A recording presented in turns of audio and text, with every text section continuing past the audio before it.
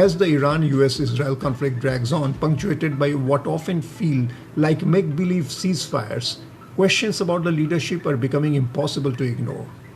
In the United States, leadership, especially under Donald Trump, is constantly scrutinized.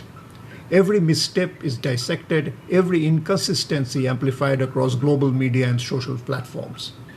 But strangely, the same level of scrutiny seems absent when it comes to Iran. Why is that? Part of the answer lies in the nature of the political systems. Democracies invite criticism.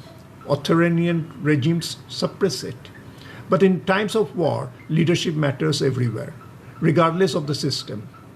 Decisions taken at the very top can shape not just outcomes, but human lives on a massive scale.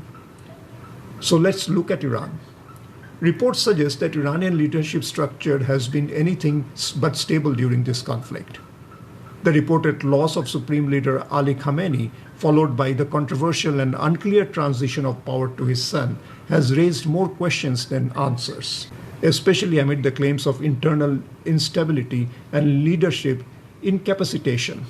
Which brings us to the central question: who is actually in control?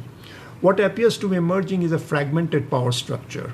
On one side, civilian leadership that leans relatively moderate. On the other side, the far more assertive and influential military wing, the Islamic Revolutionary Guard Corps, or the IRGC. The IRGC has long been a dominant force in Iran's national security decisions. But dominance without accountability can be dangerous. It creates a system where decisions are made collectively, but responsibility is diffused. We have seen similar dynamics elsewhere. Powerful military institutions shaping outcomes, while civilian leadership bears the blame. The result: confusion, inconsistency, and at times strategic miscalculation. And that inconsistency is now visible on the ground. Take the Strait of Hormuz, a critical global choke point. Iran's strategy to disrupt traffic there initially looked like a tactical masterstroke, shifting global attention and pressure from its nuclear weapons to an entirely new, different front. But that strategy isn't just about the short term. In the longer run, rising global oil prices and disrupted supply chains risk eroding whatever international sympathy Iran may have initially had.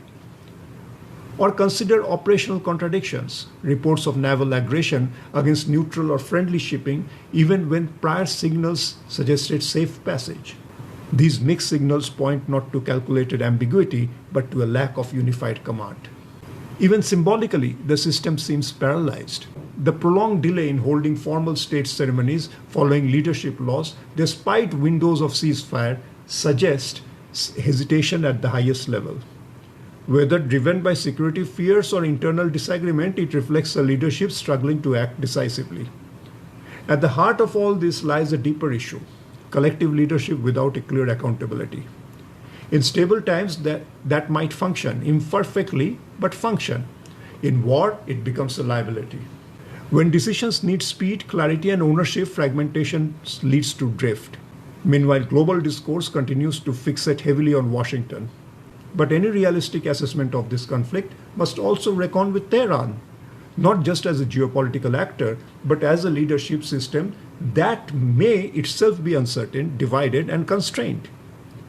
Because in war, it is not just power that matters, it is who holds it and whether they can actually use it.